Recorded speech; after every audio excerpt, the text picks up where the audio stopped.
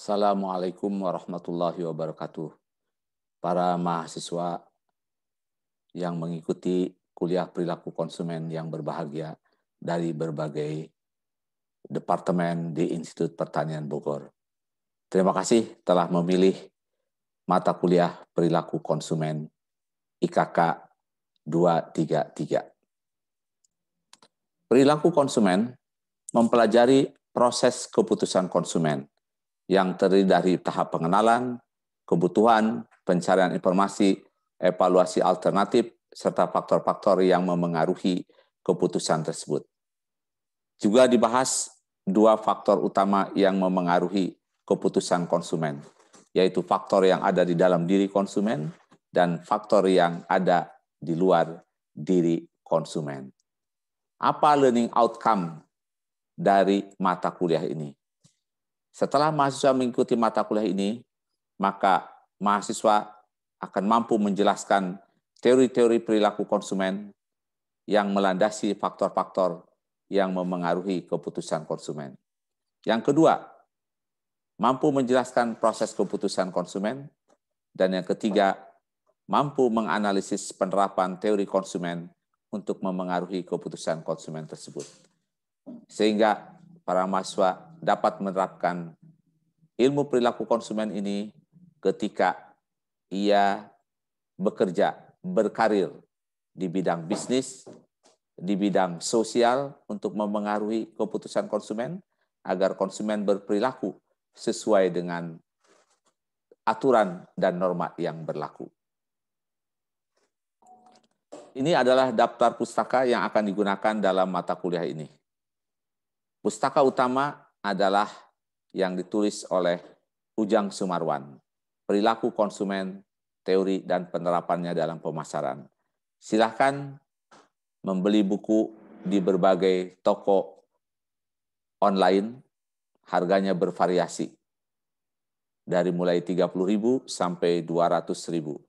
Pilihlah buku yang sesuai dengan kemampuan para mahasiswa.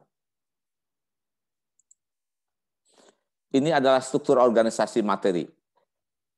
Menguraikan, pada awal kuliah akan menguraikan pengertian perilaku konsumen, arti konsumen, sejarah disiplin perilaku konsumen, dan siapa yang berkepentingan dengan perilaku konsumen.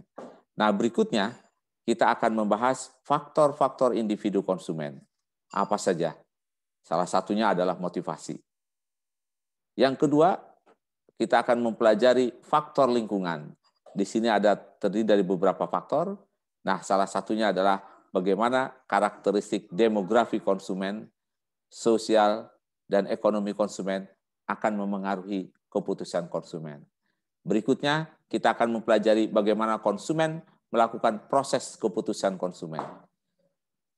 Di sini dipelajari proses pembelian, konsumsi, dan kepuasan konsumen. Dan yang terakhir tentu, apa tanggung jawab terhadap konsumen. Karena kalau kita berbisnis, kalau kita bekerja di bidang sosial, maka kita harus memiliki tanggung jawab terhadap konsumen. Siapa saja yang akan mengajar di mata kuliah ini? Ada 6 dosen yang akan mengajar di mata kuliah ini. Daftarnya bisa dilihat. Jadwal kuliah kelas paralel 1 sampai dengan kelas paralel 6. Perkuliahan akan dilaksanakan secara online. Nah, ada dua metode online, yaitu asinkronus. Di sini, para mahasiswa tidak bertemu tatap muka dengan dosen melalui aplikasi Zoom ataupun aplikasi video conference lainnya. Namun mahasiswa diminta untuk melaksanakan berbagai tugas dan panduan yang ditentukan oleh dosen pada jam yang telah ditentukan. Tata tertibnya secara rinci dapat dilihat pada slide ini. Nah, berikutnya akan ditentukan pula jadwal kuliah online sinkronus. Sinkronus artinya dosen dengan mahasiswa bertemu tatap muka melalui video conference yang akan kita gunakan Zoom. Bagaimana tata tertibnya dapat dilihat pada slide ini. Peraturan ujian melalui online atau daring. Yang pertama adalah mahasiswa harus mengikuti kuliah 80% dari pertemuan. Beberapa aturan lainnya dapat dilihat pada slide ini dan pada kontrak kuliah. Mohon membaca kontrak kuliah dengan rinci. Evaluasi belajar akan dilaksanakan melalui ujian tengah dan ujian akhir. Kemudian tugas terstruktur. Tugas terstruktur yang pertama, mahasiswa harus mengerjakan kuis sebanyak 14 kali dan mengisi biodata peserta kuliah pada pertemuan pertama ini. Kuis akan diberikan waktu selama 1 minggu. Jadi mahasiswa harus menyelesaikan kuis pada hari Ahad sebelum perkuliahan berikutnya dimulai. Jadwalnya bisa dilihat di course.ipb.ac.id.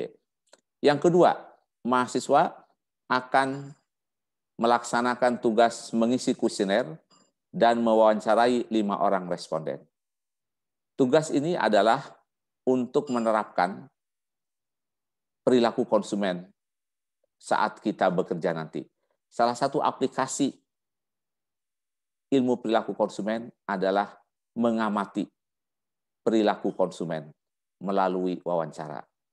Sehingga nanti suatu saat para mahasiswa bisa bekerja di bidang riset atau di bidang marketing untuk mengamati konsumen.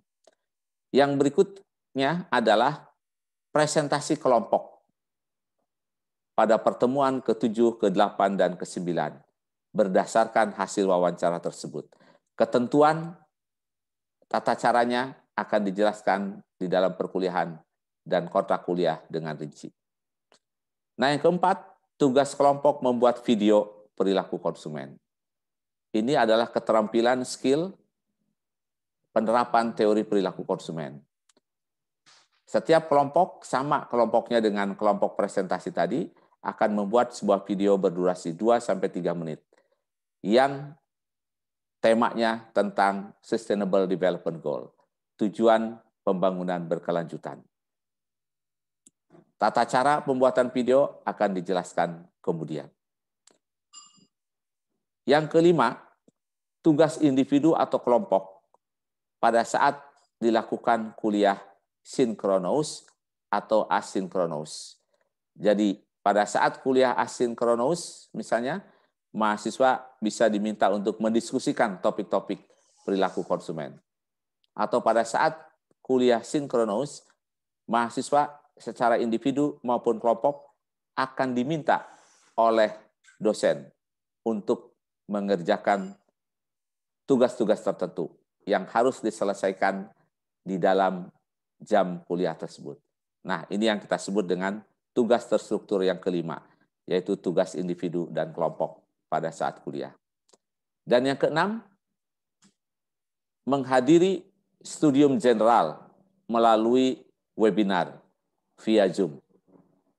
Kita akan mengundang para dosen tamu, para praktisi untuk memperkaya pengetahuan kita, aplikasi kita terhadap perilaku konsumen dalam kehidupan sehari-hari, baik kehidupan sosial maupun bisnis.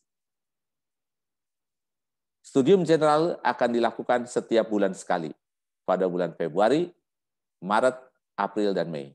Dilaksanakan pada hari Sabtu, pukul 9 sampai 11. Mohon setiap mahasiswa untuk mencatatkan agenda kuliah studium general ini pada jadwal masing-masing.